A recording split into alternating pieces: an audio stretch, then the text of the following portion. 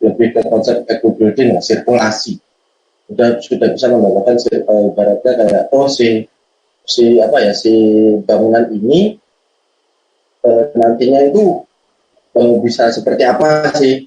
Apakah berdampak sehat buat lingkungan atau segala macam. Begitu terus untuk 7D itu lebih ke kayak pengarsipan ya Mas Gilang ya. Jadi semuanya di situ kurang lebih masuk. Iya benar. Mungkin bentukannya seperti itu. Kalau diringkas lah bisa dibilang. Tapi mungkin kita ada materi lagi setelah ini yang bisa dibilang menjelaskan apa sih 3D, 4D, 5D, 6D, 7D, kurang lebih sih seperti itu. Oke, Mas Gilang. Oke, terima kasih Mas Ridho. Ya, jadi mungkin teman-teman ada yang mau menambahkan lagi terkait dengan outputannya apa aja. Oh ya, tadi sempat ada yang tanya nih, kalau yang terkait dengan K3 yang 8D, mungkin di sini saya bisa spill nanti ada teman-teman mau menambahkan silakan. Itu nanti ada salah satu aplikasi yang dia itu ketika kita perencanaan dari awal, mungkin terkait dengan bentuk yang dia mungkin sampai 5 lantai gitu ya. Nanti mereka kan bisa menghasilkan output warning ketika misalnya di setiap lantainya. Oh, ketika di lantai segini, ketika konstruksi harus menggunakan E3 apa sih? Harus pokoknya ada warningnya per segmen nanti gitu. Mungkin kalau dari yang lain ada mau menambahkan terkait dengan output dari 8D ini, yaitu salah satu yang bisa kita bilang simpulkan itu K3.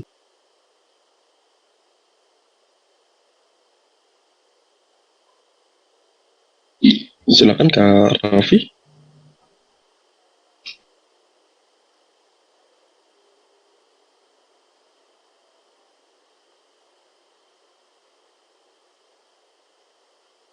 Atau dari teman kita Diki Pediano, ada yang bisa ditambahkan Kak?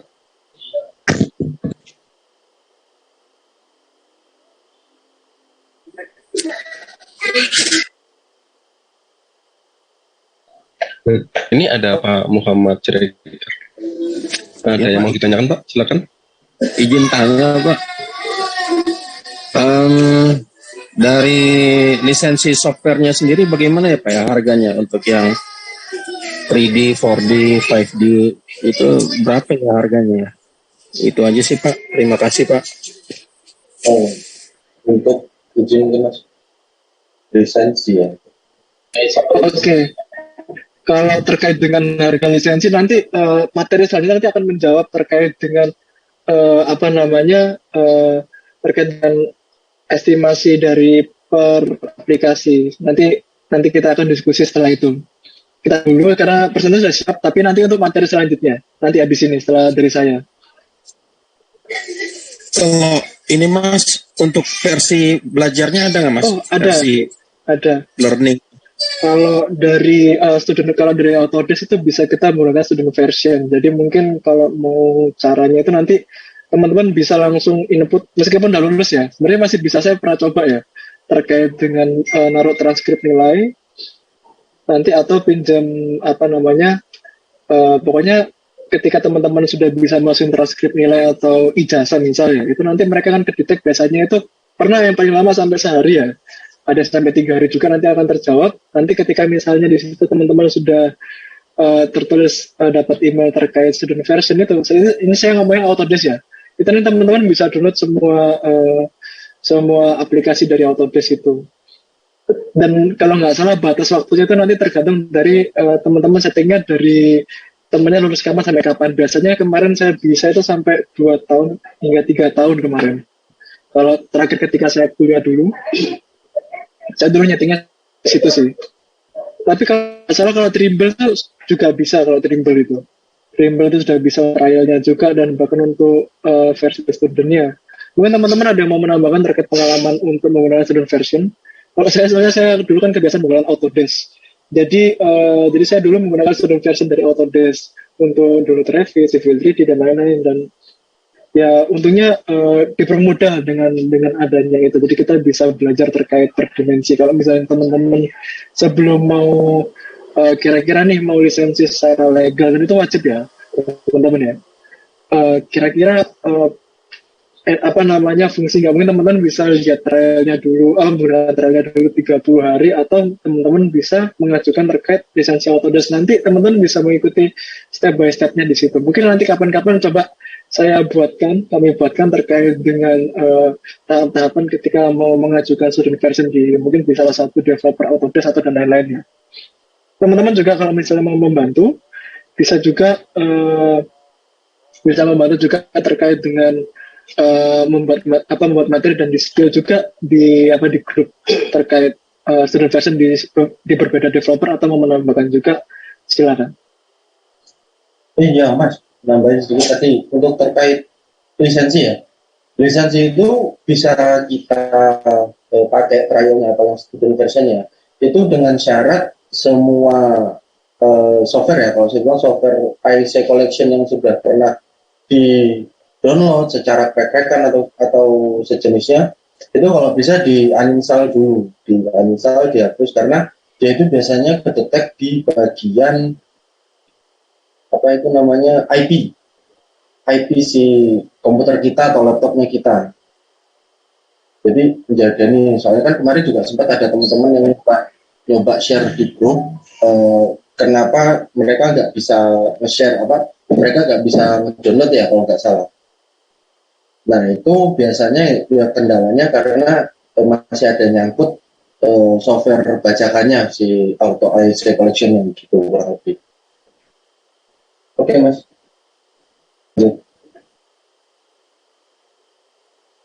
Oke, mungkin dari Pak Muhammad Ihsan Siregar nanti bisa untuk mungkin terkait cost-nya nanti mungkin kita bisa tampilkan nanti setelah ini. Terus nanti mungkin untuk student version mungkin kita nanti lain waktu. Semoga nanti mungkin kalau saya usahakan nanti coba membuat recording terkait dengan step-step dari untuk student version dan mungkin trialnya juga. Oke, di sini ada dari Ramadhani dan terkait jika BIM sharing sudah jadi community, bagus sekali kita keluar sertifikasi yang free bagi teman-teman. Nah, ya ini saya setuju banget nih kalau dari saya, karena memang keresahan dari kami teman komunitas secara gratis juga kita bisa mungkin teman-teman juga terkait dengan opportunity kerja terkait apa-apa itu juga gak apa-apa kita share di komunitas sharing ini. Mungkin dari teman-teman dari Pak Ari Jumianto, silakan. Ya, selamat malam semuanya. Selamat malam. Izin bertanya Pak, untuk implementasi dari aplikasi BIM ini sendiri kan kebanyakan untuk di proyek pemerintah ya. Sementara kalau misalnya kami yang di swasta terbiasa membuat gambar kerja output dari etap, kita terjemahkan menjadi software menggunakan AutoCAD. Itu kita mulainya dari mana ya agar kita dapat bisa memahami sekaligus bisa menguasai BIM ini nantinya. Terima kasih. Oke, baik. Berarti ini kita mau mulai dari mana ya kira-kira kalau mau untuk mempermodelkan ya. Di sini mungkin kita beda-beda ya, tapi nanti akan ada sesi nanti akan dari Mr. TM lagi dan dari Mas Rido juga terkait dengan step-step yang kira-kira yang bisa kita grand design kan, mungkin teman-teman juga sama-sama belajar. Enaknya juga ada, saya kasih sedikit spoiler ya, kalau dari kami mungkin dalam waktu dekat kita akan terkait dengan infrastruktur dulu, terkait dengan civil 3D. Nah nanti mungkin dari teman-teman juga kita bisa belajar mungkin dari software yang dari dimensi 3D dulu, supaya nanti teman-teman akan terbiasa dengan software bagaimana permodelannya dulu, hingga bisa menghasilkan dari quality take off, bisa digabungkan dengan MS Project atau Primavera supaya bisa menghasilkan tingkatan 4D. Terus teman-teman mau meningkatkan lagi nih terkait dengan hasil dari volume itu supaya kita kalikan dengan harga satu bisa menghasilkan cost nih. Itu nanti bisa teman-teman tingkatkan belajar. Kita mulai dari gambar 3D dulu. Nanti setelah ini mungkin kita kalau dari saya mungkin kayak gitu. Nanti ada tambahan lagi untuk lebih lengkapnya dari Mr. TM terkait dengan apa saja sih nanti kita akan pelajari supaya kita kan dari komunitas ini kan nggak cuma dari teman-teman yang sudah berpengalaman nih. Kalau teman-teman nanti kalau dari teman-teman yang lain, kalau dari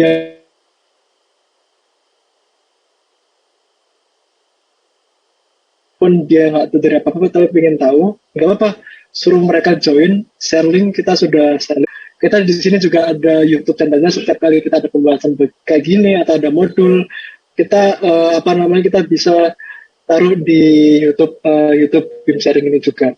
Jadi supaya mungkin teman-teman juga kelupaan ketika ada diskusi kayak gini, kita bisa langsung rewind di YouTube juga. Mungkin dari Pak Ari terjawab atau dari teman-teman lain ada mau menambahkan? Kira-kira nih enaknya belajar dari mana? Kalau dari saya nanti dari kita itu mungkin ada alur seperti itu gitu. Nanti akan ditambahkan oleh Mr. TM terkait itu. Oke, ini dari Pak Muhammad Hafizan. Bang, bisa diklarifikasikan nggak terkait contoh software BIM pada masing-masing bidang konstruksi dan masing-masing dimensi? Contoh, 1 Civil 3D, bidang jalan dimensi 3. Oh ya, kalau tadi yang kita lihat dari dimensi 3, itu bisa kita menggunakan Revit atau menggunakan Allplan. Bahkan tapi kalau misalnya terkait dengan volume, itu juga bisa kita lewat dari Revit pun juga bisa. Even class detection pun itu di Revit pun juga bisa, meskipun itu mungkin di 4D di post 4D scheduling itu bisa. Dan untuk tingkatan untuk 6D itu teman-teman bisa kita tahu lewat kalau analisa ya. Salah satunya di Civil 3D pun juga bisa, di Revit pun juga bisa, terkait dengan meskipun sederhana ya, tapi ketika terkaitan dengan analisa pembebanan itu masih bisa. Atau teman-teman terbiasa dengan namanya SAP 2000, itu kan bisa analisa terkait dengan struktur ya, itu bisa satu tools juga untuk terkait perencanaan. Dan untuk 7D itu mungkin teman-teman yang terkenal ya, yang terkait dengan barcode. Ketika misalnya di kolom ada barcode, itu teman-teman bisa cek, itu nanti ada informasi terkait kapan harus pemeliharannya bagaimana, terus mungkin terkait lampu nanti harus diganti umurnya berapa, dan jika dan untuk terkait manajemen juga bisa menggunakan BIM 360 atau Autodesk Construction Cloud. Mungkin nanti setelah sesi selanjutnya nanti mungkin kita bisa bedah bareng-bareng nih. Dari awal, kita akan belajar dari awal terkait dengan 3D, 4D, hingga seterusnya. Nanti teman-teman jangan takut ketika misalnya teman-teman mungkin asing atau mungkin berada di lapangan seperti tadi, atau mungkin nggak bisa mengikuti. Nanti kita akan share bareng-bareng di YouTube, dan teman-teman juga jangan lupa untuk subscribe juga ya, dan juga share ke teman-teman lain untuk terkait dengan informasi-informasi ini. Karena kerja bareng karena kita komunitas, maka kita coba bisa menjadi tim supaya teman-teman lain juga bisa dapat materi-materi secara gratis juga terkait dengan ini. Oke, terus mungkin kalau misalnya karena ini sudah jam 7.20, mungkin kita bisa langsung nanti peran selanjutnya nanti mungkin akan bisa dilanjut oleh Mr. TM. Oke, kalau dari saya seperti itu, nanti mungkin dari Pak Nur Rahman hingga seterusnya nanti bisa diteruskan oleh Mr. TM. Oke, terima kasih Mas Yusril atas kesempatan dan teman-teman. Nanti teman-teman mau menambahkan silakan.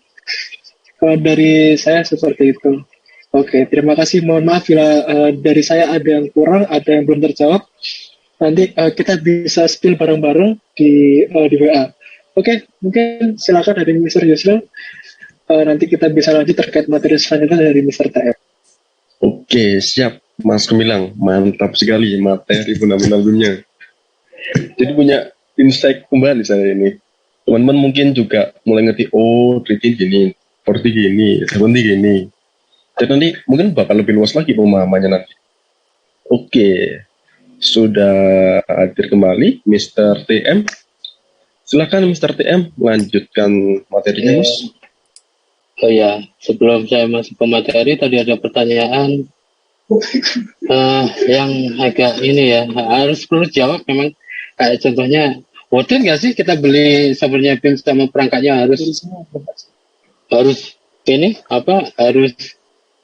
nyesuaiin spek yang terbaru, yang terkini, yang RAM-nya gede, yang VGA-nya gede gitu ya. Worth it nggak sih? Nah, Ini sebenarnya mengerucut pada pertanyaan BIM itu beban atau akan menjadi kebutuhan. Kenapa kita bilang begitu? Kalau BIM hanya cuma outputnya tidak kita keluarin, tidak kita perdalam gitu ya, untuk artinya kita akan membawa keresahan apa sih di project itu, masalah apa sih, kita akan apa? Kita akan tanya sama BIM, BIM mampu nggak bisa menyelesaikan masalah di project? Kayak contoh yang gambar yang terlalu lama karena kita tahu kalau pakai tradisional, maka kita akan menggambar contoh kita punya layout. Kita disuruh untuk membuat section dari setiap potongan itu. Maka akan lahir gambar baru, section baru, ya kan? Section baru yang nantinya umpamanya ada 3 draft yang suruh kita suruh bikin potongan, pasti berbeda-beda. Mulai tebal tipisnya, terus ada yang mungkin item yang kelihatan di potongan harus dilihat, itu pasti beda-beda. Nah itu bisa mereduce. Artinya kalau BIM itu sebagai beban ya, artinya cuma hanya pengeluaran, outputnya tidak bisa mereduce apa yang menjadi masalah di project. Kalau bisa apapun masalah di project kita tanya sama BIM, BIM mampu nggak gitu ya? Kita BIM mampu nggak menyelesaikan masalah ini? Nanti saya mungkin real contoh kasus yang mungkin saya nanti paparin beberapa yang real terjadi dan itu sebenarnya bisa direduce kalau ada BIM dan sekaligus harganya. Memang harganya agak mahal, nanti saya rinciannya ada agak mahal. Cuman kalau ngomong worth it apa enggak ya tergantung kita sebagai usernya BIM. Kalau hanya berkutat sama gambar saja, nggak bisa mereduce bisa mereduce class detection, nggak bisa memperkirakan waktu, nggak bisa mensimulasi resiko-resiko yang lain, maka BIM ya jatuhnya hanya sebagai beban. Jika semuanya kebutuhan dipakai sebagai kebutuhan BIM, maka BIM tersebut ya tergantung user lagi. Kalau sebagai kebutuhan maka kita bisa keluarin outputnya. Contoh kecil BIM dari yang aspek paling dasar deh. Contoh saya punya surface atau permukaan tanah nih, berlembah-lembah. Kira-kira dengan BIM apa yang bisa output saya berikan kepada owner sehingga resiko-resiko bisa diketahui di awal. Oke, saya mungkin bisa pakai surface itu, kalau mungkin pakai tools BIM bisa analisis surface ya, itu akan muncul catching area. Jadi ketika hujan turun, catching area volumenya berapa sih meter perseginya. Nah, kita bisa hitung debit airnya, mungkin pakai rumus-rumus yang pada umum, mungkin salah satu mungkin rumusnya Mononabe ya, itu ya, ringkas cuman itu untuk skala kecil ya, itu bisa diperhitungkan. Jadi output itu diharapkan bisa menjawab permasalahan di project. Jadi kayak contoh lagi nih, yang sekarang udah mulai dijadikan di project-project, mungkin mulai jalan dan ada yang jalan dan ada yang bermulai. Jadi kalau mungkin kita punya masternya gitu ya, masternya BIM gitu ya, udah keluar outputnya volume gitu ya, kita sebagai QS quantity surveyor kan tugasnya gitu nih. Hitungan kita ada yang cross check, atasan kita, project engineer-nya, terus ke project manajernya, project proyeknya ya, kepala project ya. Tapi ada satu lagi pembanding. Yang satunya bisa dibuat pembanding, bahwa kita punya volume sekian, di kontraknya BUG-nya keluar sekian gitu ya. Ternyata ada selisih. Yakin nggak nih? Nah, ada pembanding satu lagi, keluaran BIM. Nah, di mana BIM itu mendekati hampir, kalau umpamanya 1 kali 1 ya 1, tak mungkin 1,5 gitu ya. Jadi bisa sebagai pembanding atau tolak ukur gitu ya. Jadi kalau selisihnya hampir mendekati ya mungkin cincai ya. Tapi kalau selisihnya sampai puluhan ratusan meter kubik umpamanya gitu, maka kita wajib udah ada warning, artinya dari kita sendiri udah ada warning, hitungan saya benar nggak sih gitu. Artinya begitu. Kalau dibilang BIM beban, ya memang mahal, kita akuin ya mahal dari perangkatnya, softwarenya. Cuman kalau outputnya bisa meyakinkan atau mereduce kesalahan-kesalahan yang biasanya tidak bisa dilakukan di manual drawing, maka yang tadi sampaikan ada kerugian 700 miliar gara-gara 700 juta gara-gara masalah masang dinding salah gitu ya. Itu bisa direduce di awal gitu ya dengan crash detection gitu. Maka 700 juta itu kalau kita beli lisensi ISC collection kurang lebih 1 tahunnya kalau sewa subscribe-nya 30-an ya. Itu masih 30. Komputernya paling canggih deh, taruhnya 130. Untuk mereduce 700 juta, apakah worth it? Worth it banget. Belum yang lain deh, dari segi yang lain ya. Kalau saya ya, tergantung usernya. Apakah worth it apa enggak tergantung user. Kalau kita pakai BIM-nya membawa keresahan masalah di project ke dalam BIM, maka BIM itu akan berguna sekali. Tapi jika hanya untuk sebagai tanggung jawab atau ya tanggung jawab, ya artinya cuma hanya sekedar pelaporan, visualisasi ya gitu-gitu aja. Artinya nggak ada yang wow di BIM-nya nggak kelihatan. Gitu ya. Ini saya kasih contoh yang memang real terjadi dan itu sebenarnya bisa direduce di awal, cuma karena manual drawing itu kesalahan itu terjadi. Saya mungkin share screen ya sebelum kita mulai. Oh ya, sedikit mungkin besok kita akan bikin zoom lagi terkait materi selanjutnya yaitu service dan analisis service ya. Jadi besok kita mulai bikin service pada civil 3D. Kenapa harus service-nya dulu? Ya karena bahan dasarnya kondisi existing itu yang akan bisa sebagai dasar untuk pembuatan project. Contoh, kalau kita daerahnya jurang gitu ya, jurang ada ya tinggi-tinggi lokasinya gitu ya.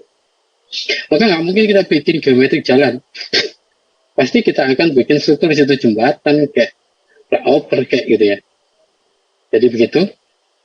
Mulai besok kita pelan-pelan aja, nggak usah buru sampai ini. Yang kalau mungkin nggak ngerti nanti mungkin bisa diulang lagi.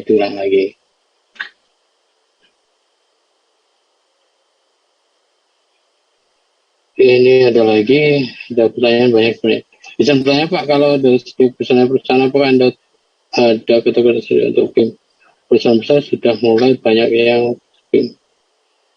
Sebenarnya dari segi PU yang tadi dipaparin oleh Mas Gemilang itu ada peraturannya yang terbaru tahun berapa 2001 ya. Itu dari mulai tahap perencanaan harus mulai dengan BIM. Kemarin juga sempat ikut rapatnya PJM-nya proyek-proyek yang di KR itu semuanya wajib BIM sampai ke CDI. Direktorat Bina Marga ingin diikutkan.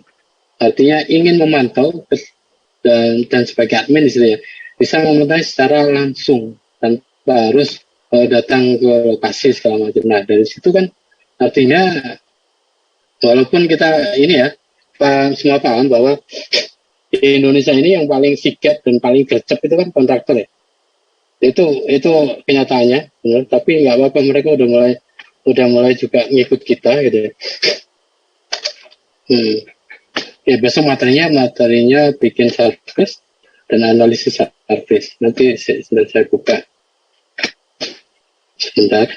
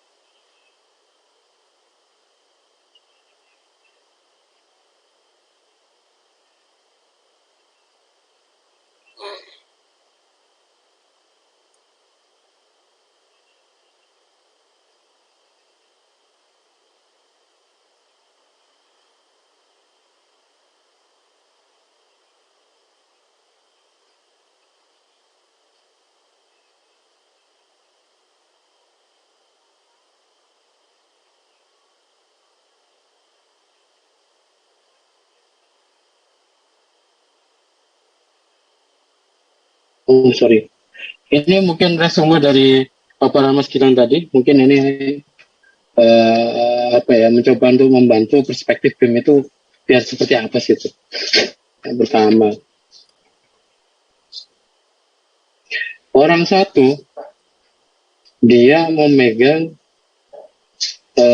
seperti tali gitu ya, tali tambang gitu ya.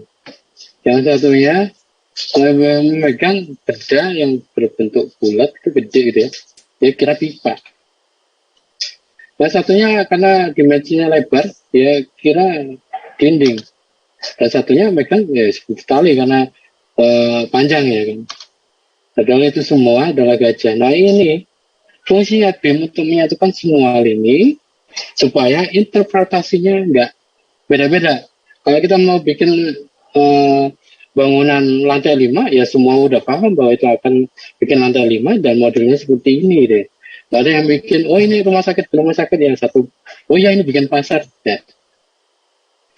Caranya begitu. Jadi BIM itu tujuannya untuk menyatukan bahasa masing-masing. Cuma ini ya. Bisa skip aja. Mungkin saya jelasin 2D sama 3D BIM-nya itu apa sih. Bisa dibaca.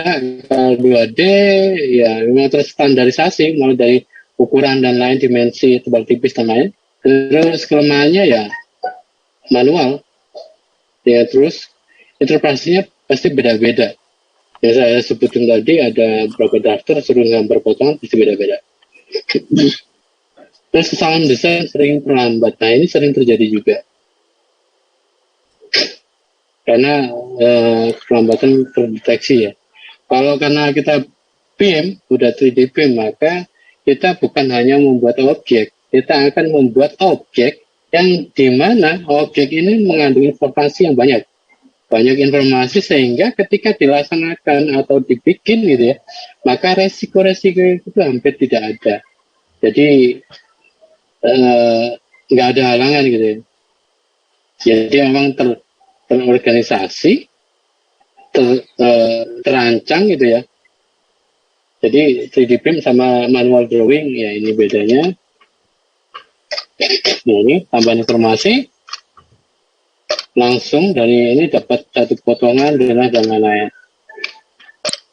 Ini mungkin ini ya sedikit sekilas ini mungkin ya ruwetnya kalau kita ini ya pengajuan pakai manual drawing harus nunggu orangnya nggak datang itu masih di luar kota gitu.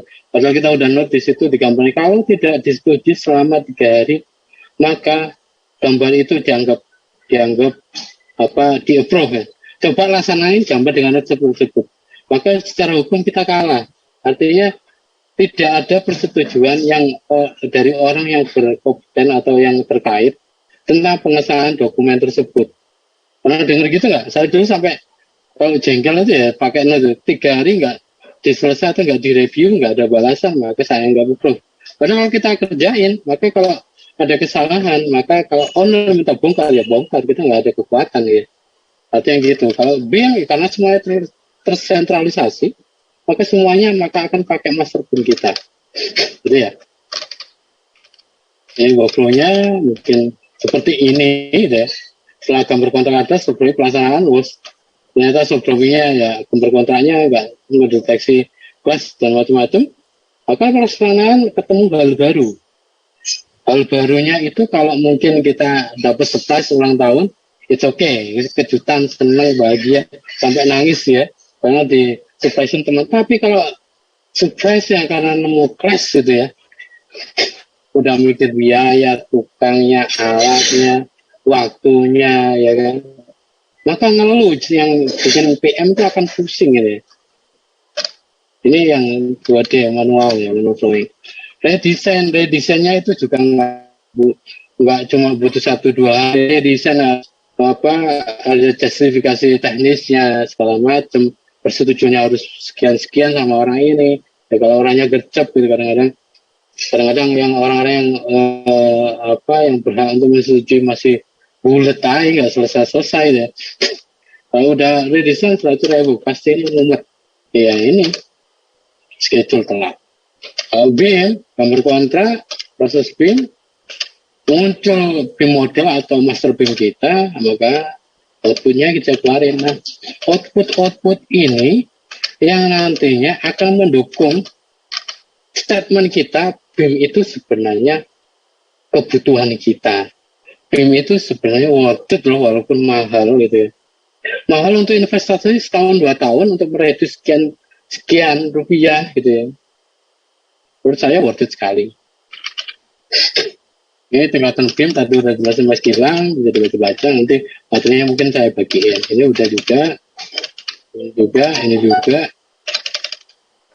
bagiannya.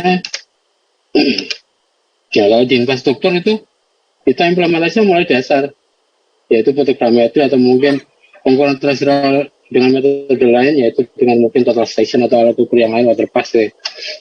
Kalau ini kebetulan pakai fotogrammetri yang dimana itu pakai UAV, dynamic aerial, jadi pakai drone gitu ya. Jadi seperti ini ya, kita next saja. Maka hasil yang dihasilkan ya DTM, digital design model. Hasil dari klasifikasi tumbuh-tumbuhannya atau mungkin vegetasi yang lain atau perumahan gitu. Nah, next saja. Nah, ini contoh kecil setelah di fotogrammetri ya, kita simulasi dengan menggabungkan infrawork dengan fotogrammetri gitu ya, salah satu. Nah, terserah mau pakai apa aja sebenarnya. Itu didapatkan bahwa alinyemennya gesernya jauh. Di tender sama kenyataan di lapangan tidak sesuai. Maka bisa ada pergeseran. Kalau kita lihat tadi di awalnya strasinya di sini nih. Tapi ternyata tidak mungkin gitu loh. Harus nunggu pembebasan dan macam, ternyata harus berlari ke sini gitu ya, seperti ini. Tidak ada pergeseran gitu ya. Maka kita akan bisa mereduce kesalahan seperti ini. Nah, ini contoh quantity take off, serba otomatis. Pelaksanaan seperti ini mungkin ya, cepat aja di cross check, komparasi. Nah, ini saya bisa dikomparasi dengan hitungan manual. Kalau kita jadi guys bisa komparasi dengan BIM. Apakah saling cross check, apakah yang benar yang mana? Ya. MC0, pengadaan material, nah, seperti ini. Kalau soft drawing-nya dari langsung master BIM langsung jadi fotonya soft drawing. Nggak perlu menciptakan gambar baru lagi. Tinggal kita pakai second. Nah, ini saya bilang tadi, ini real kejadian project di salah satu project ya. Nah, itu bahwa di awal kita gambarnya sudah grogi, gambar awal di ide itu ya, yang kita pakai. Ternyata kita udah produksi di awal banyak unit gitu ya. Tidak terdeteksi cross deteksinya, maka yang terjadi di lapangan sudah jelas di sini, maka dimensinya kurang lebar. Nah, kurang lebarnya itu harus dicipping. Nah, ini cipping ini enggak cuma satu titik, karena udah produksi banyak ya kan, dari fabrikasi macam-macam, maka ini yang terjadi. Molor waktu, tambah material, terus orangnya, biayanya, ya kan, mumet jadinya. Ini surprise, artinya kayak dikejutin dengan begini tuh, yang ngeluh PM-nya sama perusahaannya. Nah, ini contoh for the schedule ya. Ini cepet-cepet aja. Ini kebetulan pakai Navisworks yang dimana kita bisa memadukan 3D model dengan schedule-nya. Schedule bisa pakai yang dijelaskan Mas Bilang tadi, Mas Project ataupun Primavera ya, tahapan-tahapannya. Jadi kayak seperti ini ya, seperti ini, keluar bobotnya, jenis pekerjaannya. Oke, stop di sini dulu. Nah, ini kalau seperti ini, maka schedule-nya akan keliru. Kenapa saya bilang keliru? Jika sudah ada struktur di tengah laut, ini adalah dermaga, maka seharusnya struktur yang menunjang atau mungkin jalurnya, aksesnya sudah ada. Ini bikin duluan, kan nggak mungkin kita fabrikasi semuanya pakai tongkang gitu ya. Itu kurang efektif, maka ini salah simulasi pada MS Project. Nah, seperti ini sekuen pekerjaan seperti ini yang diharapkan yang bisa keluar dari BIM bisa menunjang kebutuhan dan keresahan project ya. Jadi nggak cuma 3D model dan macam-macam, ini salah satu simulasi 3D sekuen pekerjaan. maka terjadi kesalahan di sini. Harusnya ini di belakangan ya kan, daerah area laut soalnya. Nah, tuh terus Tirakat, ini salah satu. Ini BEP, BIM Extension Plan mungkin beda-beda ya setiap perusahaan. Nah ini pengeluaran atau investasi nih. Nah ini yang kita sebut tadi, pengeluaran atau investasi. Nah ini kurang lebih di tahun 2017an atau 2018 ya. Mungkin sekarang mungkin udah naik, tapi mungkin bisa diupdate di Autodesk gitu ya, harganya. Kalau AEC collection itu hampir 66,5 per 3 tahun, artinya 1 tahunnya itu ya 20 sampai 30 ya cara. Terus kalau kemudian saya pakai Allplan juga, kita pakai Allplan-nya per lisensi harganya sekian, kurang lebih 26 juta. Ada Allplan Bridge beda lagi. Spesifikasi minimum ya ini, prosesornya ada Core i7, RAM-nya 16 GB. Kalau kurang 16 biasanya itu kalau gambarnya udah detail banget, suka patah-patah. Dan patah-patahnya kadang-kadang kita udah mikir gambar di section selanjutnya, komputernya masih muter di section 1 aja gitu. Jadi yang bikin jengkel juga ya, selesai-selesainya sering dimarahin ya, garantinya kurang memadai. RAM-nya 6 GB. Kalau mungkin bingung nyari ya udah yang spek gaming aja, atau kalau paling enak sih workstation selama ini saya ini ya. Satu, nggak terlalu panas karena ada pendinginnya, dan mungkin dari segi custom ininya, bodinya gitu ya, itu udara ini bisa masuk ke luasan gitu. Kalau laptop kan compact gitu ya, itu agak sering panas. Perkiraan harganya ya 25 minimal ya. Kalau sekarang nggak tahu, mungkin kurang dari ini mungkin ya. Nah, yang tadi investasi atau yang tadi kita kerucut dengan beban atau kebutuhan yang tadi saya jelasin. Output-outputnya, kalau itu bisa timnya bisa mengukur itu, diharapkan itu menjadi memang kebutuhan kita, bukan jadi beban. Kalau hanya berkutat pada 3D model aja, atau mungkin sekedar gambar aja, kalau bisa koordinat itu, nantinya kalau begitu ya mending pakai manual aja, gampang gitu. Ada juga yang orang yang bilang begini nih, lebih enak manual, lebih confident karena saya bisa dengan sendirinya mengecek karena saya orangnya teliti gitu. Ada yang seperti itu. Cuman saya mungkin bisa bilang itu mungkin menurut Bapak, jika gambarnya Bapak dibawa orang yang nggak ngerti atau mungkin bukan orang teknis, maka Bapak bikin seteliti apapun, maka dia nggak akan paham. Maka itu adalah tugasnya BIM untuk memahamkan orang yang nggak ngerti teknis. Contoh owner nggak terlalu ngerti nih dalam-dalamnya rangkaiannya seperti yang penting itu mereknya apa, bentuknya seperti apa, dari luar ya speknya apa, cukup. Untuk ini itunya udah ada di modeling kita. Ini mungkin nggak perlu. Terus ada pertanyaan lain? Wih, ada 8 nih. Oh iya, absensi. Google Form tolong dong. Ya. Lupa saya absensi.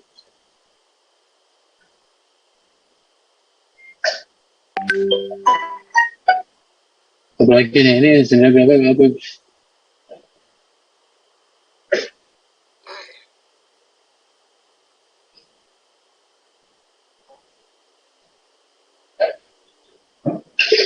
Nah, nanti saya jelasin setelah ini ya mengenai DTM, BSM, bedanya apa sih sama DM gitu ya.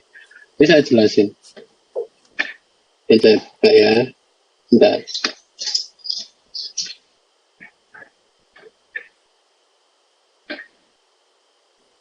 Kita masuk ke materi selanjutnya, mungkin tentang fotogrametri. Di sini juga ada Mas Rido. Bisa dibilang dia expertnya dalam pengukuran terestrial menggunakan UAV atau drone. Juga dia juga punya lisensi untuk pilot ya. Jadi udah komplit. Kita ada suhunya untuk fotogrametri. Gitu. Nanti bisa tanya-tanya terkait pelaksanaan atau detailnya. Nah.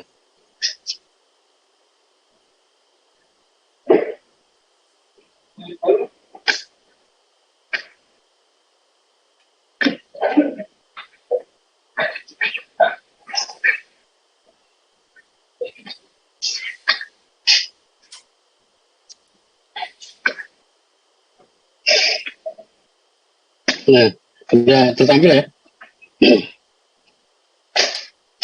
Ya, ini fotogrametri, latar belakangnya mungkin bisa dibaca, nanti saya kirimin untuk mempersingkat waktu.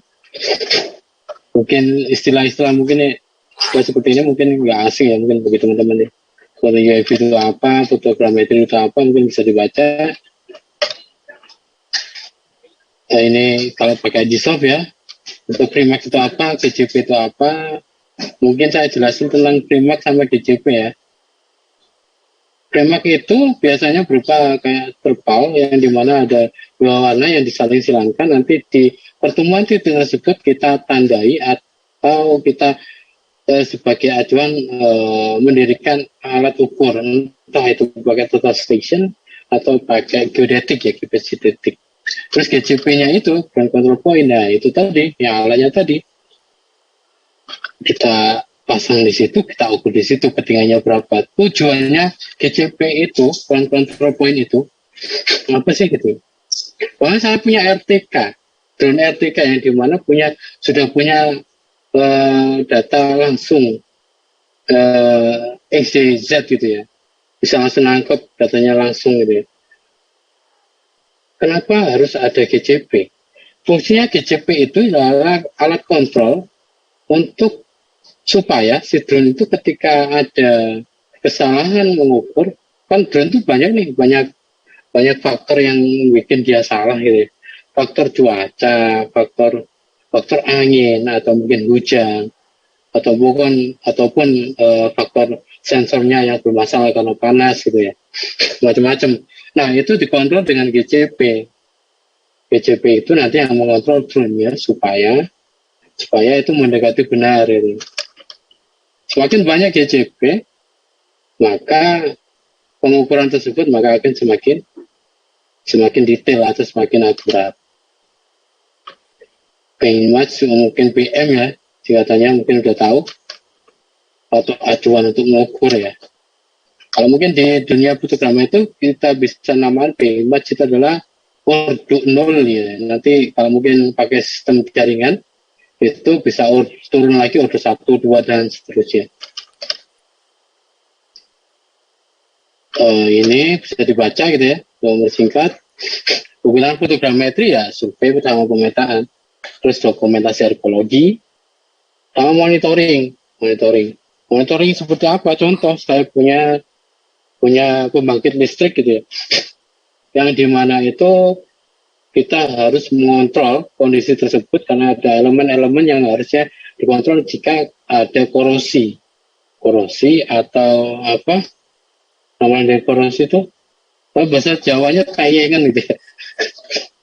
Nah itu bisa kita kontrol itu melalui macam-macam alatnya, bisa pakai drone atau mungkin pakai lidar atau mungkin pakai photoscan, pakai apa itu yang statis itu berupa laser scanner ya, macam-macam lah. Terus precision farming kalau mungkin di daerah pertanian macam-macam, dan 3D digital modeling. Ini kegunanya, keuntungan dan kekurangannya. Waktunya lebih cepat ya, jelajahnya pasti lebih luas daripada celestial pakai total station pakai manusia ya, karena keterbatasan kita kecuali flash ya. Kalau flash itu cepat ngukurnya, mungkin sekian hektar cuma sekilas gitu karena kecepatan cahaya. Nah, kalau kita kan manusia normal itu pasti ya butuh waktu lama pasti. Terus karena waktunya singkat, maka cost bisa direduce, lebih hemat jatuhnya. Orang kan harus sekian bulan, itu harus ngurusin makannya, gajinya dia, macam-macam. Dibandingkan cuma sekian, itu butuh berapa hari ya, atau mungkin untuk berapa minggu, dikarenakan mungkin butuh berapa orang dikarenakan cuaca gitu ya. Itu lebih cepat, dan pengalaman saya lebih cepat sekali. Kekurangannya ya ini faktor-faktor yang mempengaruhi alat tersebut untuk tidak presisi ya, banyak. Kita bisa dibaca ya, ada clap, ada drive, ada tail, ada tip. Nah seperti ini mungkin contohnya ada penyimpangan jalur karena angin gitu ya. seperti ini angin juga angin gitu ya. Jadinya daya tangkapnya cakupannya akan berbeda arah tidak sesuai dengan flight planning di awal. Itu yang mungkin salah.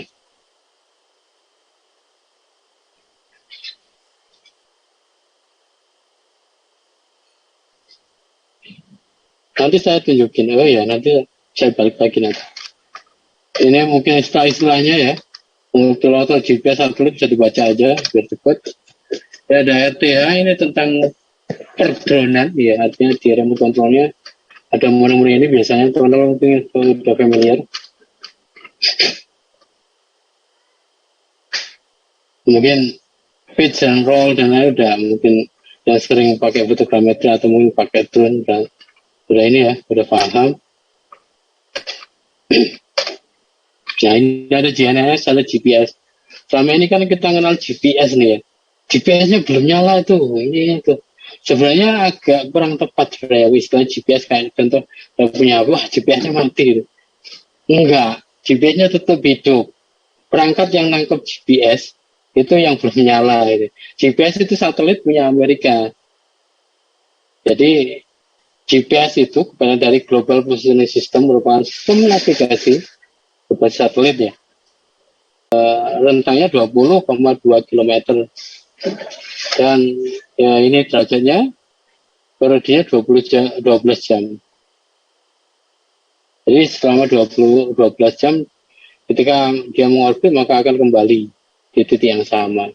Kalau GNSS itu adalah Global Navigation Satellite System. Ya, jadi udah jelas ya, bisa dibaca ya perbedaan GNSS dan GPS. Jadi kalau kurang tepat aja sih kalau ngomong GPS adalah HP. HP GPS-nya mati enggak? GPS-nya tetap beredar di satelitnya masih berfungsi. Ya, hati-hati kita ya ini. Beberapa satelit yang ada di dunia ya. Kalau mungkin di Rusia ada GLONASS, ada di Amerika ada GPS, Jepang ada QSS, di Cina, nah ini sering mengorbit nih. Kalau saya sering ngukur fotogrametri sering dapet nih sinyalnya Beidou ini. Sama Galileo jarang-jarang sih. GPS sama Beidou, Galileo sering. Ini mungkin segmennya seperti ini. Ini mengorbit, ditangkap, dibalikan lagi kalau mungkin ini ya. Terus koordinat WGS 184. Sistem ini lazim digunakan sih. Mulai sampai detik ini kita global pakai WGS 84.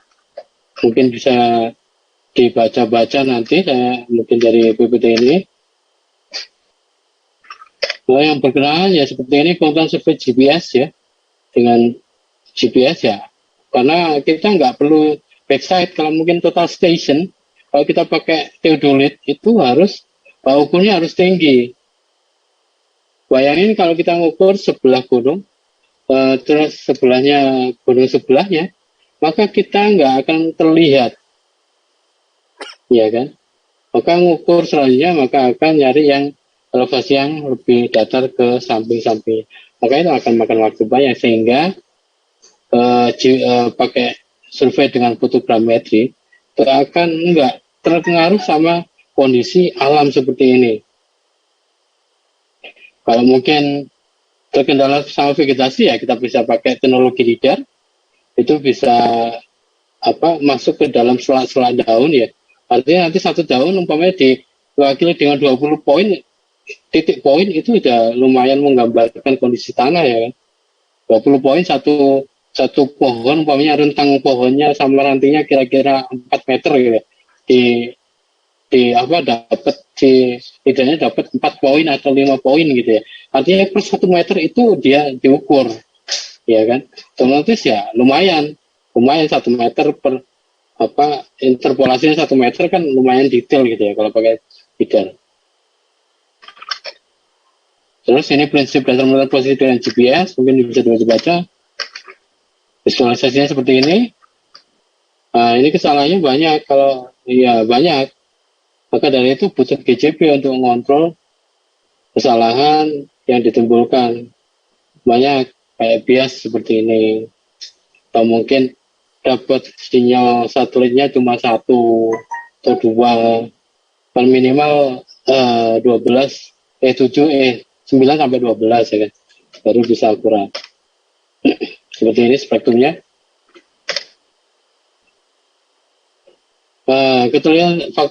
Ketelitian GPS itu dipengaruhi ya seperti ini, jumlah satelitnya terutama ini.